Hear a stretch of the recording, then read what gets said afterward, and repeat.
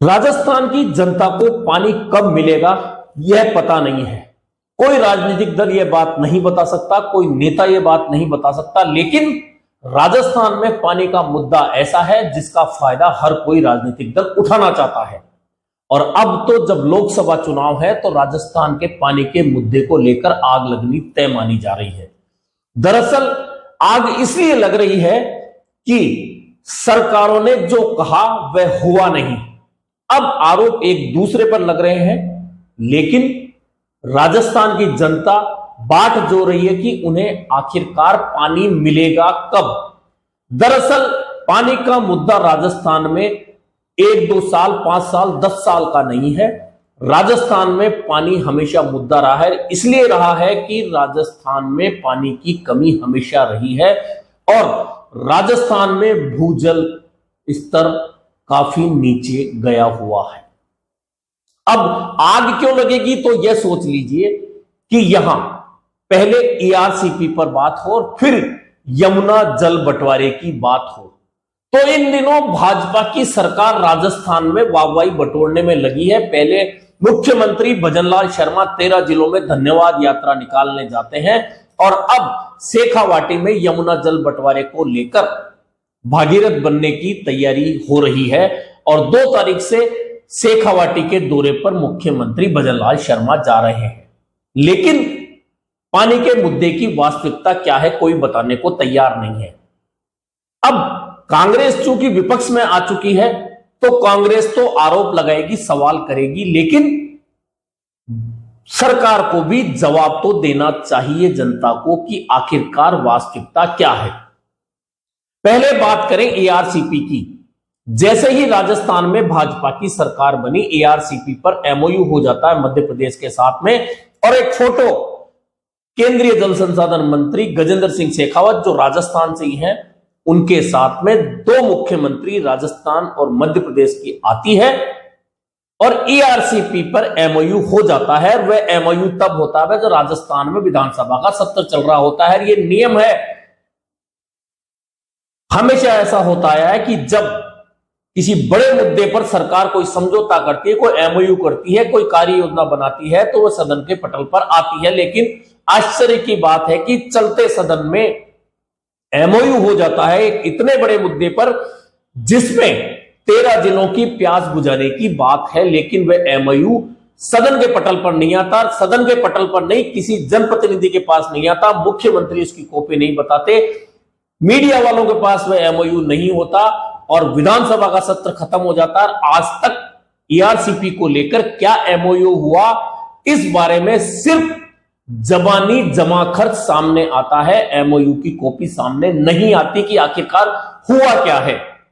इसके बावजूद ईआरसीपी पर वोट बटोरने की तैयारी के साथ मुख्यमंत्री भजनलाल शर्मा पूर्वी राजस्थान के 13 जिलों में धन्यवाद यात्रा के लिए निकल जाते हैं।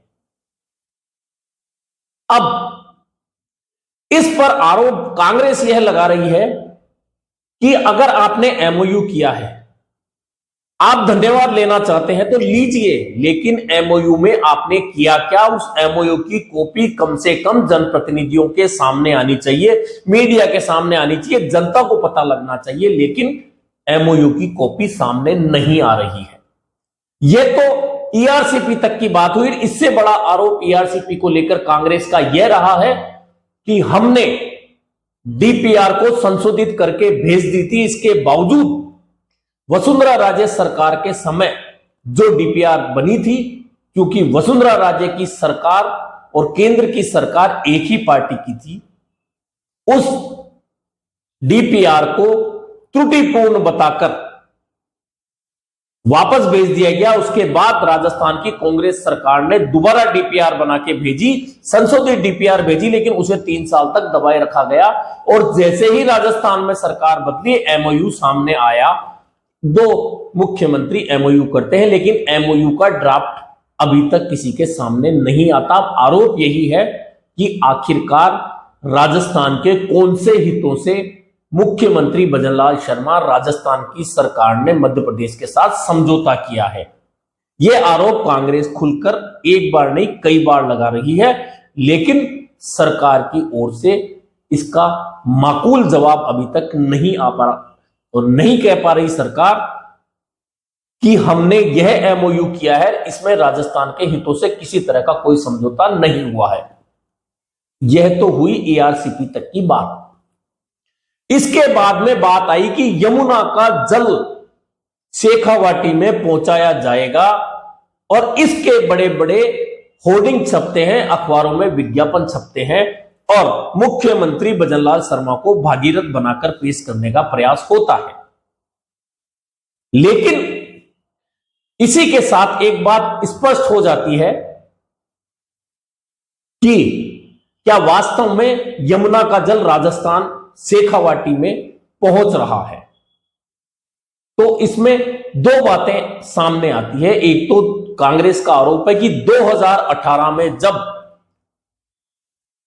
प्रधानमंत्री नरेंद्र मोदी राजस्थान में चुनावी सभा करने आते हैं लोकसभा से पहले, तो वे चूरू में एक भाषण देते हैं और कहते हैं कि वसुंधरा राजे सरकार के समय यमुना का जल चूरू जिले में कई जगह पहुंचा है और आगे सरकार बनेगी तो कई जगह पहुंचेगा। अब कांग्रेस ही नहीं, चूरू की जनता भी यह सवाल कर रही है कि आखिरकार चूरू के किस गांव, किस कस्बे, किस ढाणी में यमुना का जल पहुंचा, कोई बताए तो सही।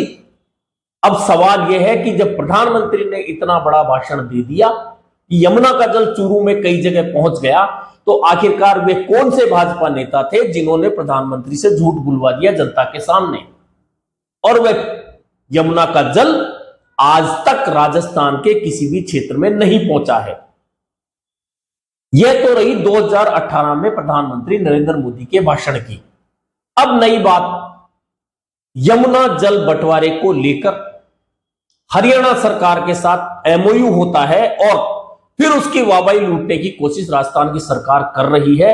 लेकिन इसी के साथ एक वीडियो हरियाणा के मुख्यमंत्री मनोहर लाल खट्टर का सामने आ जाता है। वीडियो है विधानसभा के अंदर उनके दिए गए भाषण का। उस भाषण में हरियाणा के मुख्यमंत्री भजनलाल शर्मा स्पष्ट तौर पर कह रहे हैं कि जो पानी होगा, हमारे जितने संसाधन होंगे, पहले हम पूरे पानी का उपयोग करेंगे और ना सिर्फ उपयोग करेंगे, उसके बाद बरसात के दिनों में 10-15 दिन के दौरान अगर अतिरिक्त पानी आएगा उसका भी 25% हम लेंगे और फिर बचेगा तो हम आगे देंगे।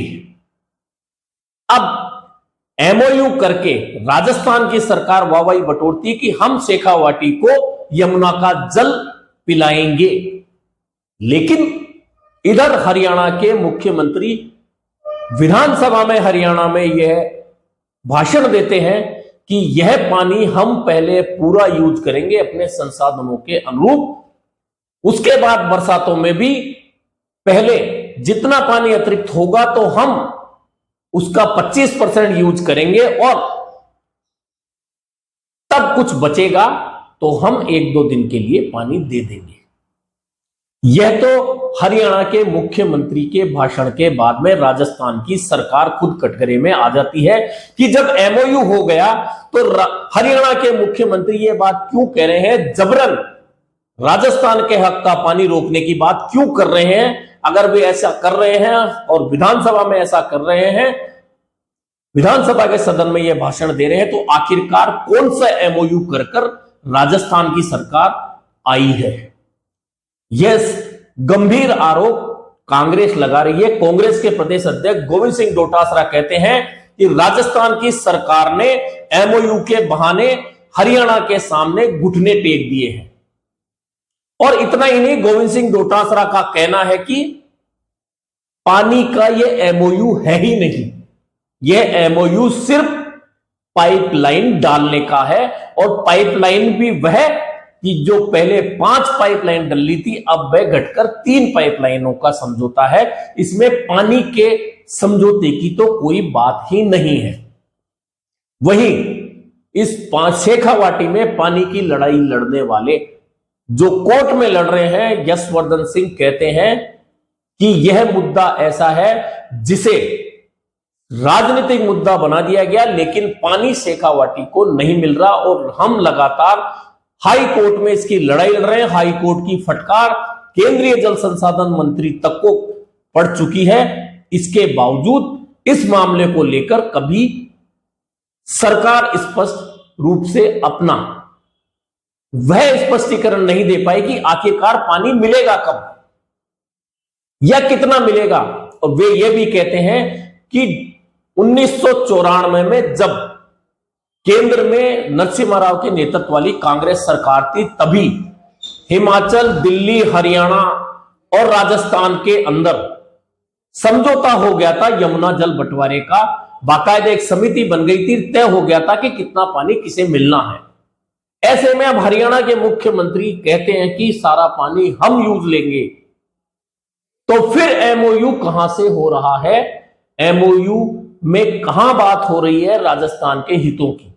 और यह गंभीर आरोप लगाकर कांग्रेस कहती है कि यह घुटने टेके गए हैं और झूठे भागीरथ बनने का प्रयास राजस्थान के मुख्यमंत्री भजनलाल शर्मा कर रहे हैं, जो कि राजस्थान की जनता के साथ धोखा है। जबकि राजस्थान को यमुना का जल मिलने की कहीं कोई स्थिति नजर नहीं आ रही है। वहीं विधायक नीम का थाना के सुरेश मोदी कहते हैं कि राजस्थान सरकार नीम का थाना और सीकर जिले के 5 विधानसभा क्षेत्रों को पानी लाने के लिए जो योजना बना चुकी थी कुंभाराम लिफ्ट परियोजना के साथ में, उसमें तमाम काम हो चुका, वित्तीय स्वीकृतियां हो चुकी। सिर्फ राजस्थान सरकार को अब जो अपनी ओर से वित्तीय संसाधन जुटाने हैं, पैसा जुटाना है, लोन्स के जरिए जुटाना है या सरकार को खुद देना है, सिर्फ इतना काम करना है और 5 विधानसभा क्षेत्रों को पानी मिल सकता है। लेकिन उस सारे काम को रोक दिया गया है। ऐसे में संभव ही नहीं लगता कि राजस्थान को शेखावाटी क्षेत्र को पानी मिलेगा। दरअसल इसीलिए पानी का यह मुद्दा ऐसा है जो लोकसभा चुनाव से पहले आग लगा सकता है पानी के अंदर। भले ही भाजपा सरकार लगातार यह प्रयास करे कि वह पानी के मुद्दे को सुलझा चुकी है, ईआरसीपी के मुद्दे को सुलझा चुकी है, शेखावाटी में यमुना का पानी लाने का एमओयू कर चुकी है, लेकिन जब तक सरकार उन एमओयू को, ड्राफ्ट को जनता के सामने नहीं लाती है, सार्वजनिक नहीं करती है, तब तक कांग्रेस के सवाल तो उठेंगे ही उठेंगे, जनता के मन में भी सवाल उठेंगे। और उन सवालों का जवाब यदि लोकसभा चुनाव से पहले भाजपा सरकार राजस्थान की नहीं दे पाती है, तो निश्चित मानिए कि पानी का मुद्दा जो विधानसभा चुनाव में 13 जिलों में भाजपा के लिए फायदे का सौदा हुआ था, क्योंकि केंद्र की सरकार भाजपा की थी, राजस्थान में कांग्रेस की थी, इसलिए ईआरसीपी का जो काम होना चाहिए था, जो स्वीकृतियां मिलनी चाहिए थी, वह आगे बढ़ना चाहिए था केंद्र की ओर से, वह नहीं बढ़ा और उसका नुकसान कांग्रेस को हुआ और भाजपा को उन 13 जिलों में फायदा हुआ। अब भाजपा ईआरसीपी का एमओयू तो करके आती है, लेकिन एमओयू सामने नहीं आता। ऐसे में कांग्रेस के आरोप कहीं ना कहीं लोगों के बीच बार बार जाएंगे तो वे सच प्रतीत होंगे, उसमें भाजपा को बचाव का रास्ता ढूंढना पड़ेगा। वहीं यमुना के जल को शेखावाटी तक लाने का एमओयू हुआ है, उसको भी भाजपा सरकार ड्राफ्ट के जरिए जनता में सार्वजनिक नहीं कर रही है। और सिर्फ पाइपलाइन बिछाने की अगर बात है, जैसा कि आरोप कांग्रेस लगा रही है, और अगर यह बात जनता के अंदर जाती है, तो निश्चित मानिए कि भाजपा सरकार को लोकसभा चुनाव में परेशानी का सामना करना पड़ सकता है। वैसे भी विधानसभा चुनाव में शेखावाटी वह क्षेत्र रहा है जहां कांग्रेस का परचम भाजपा के मुकाबले ज्यादा मजबूती के साथ फहराया है। और यदि अब यह मुद्दा शेखावाटी में जल, यमुना का जल लाने का एमओयू का गर्मा गया, तो निश्चित मानिए कांग्रेस इस मुद्दे को लेकर जनता में सहानुभूति ले सकती है।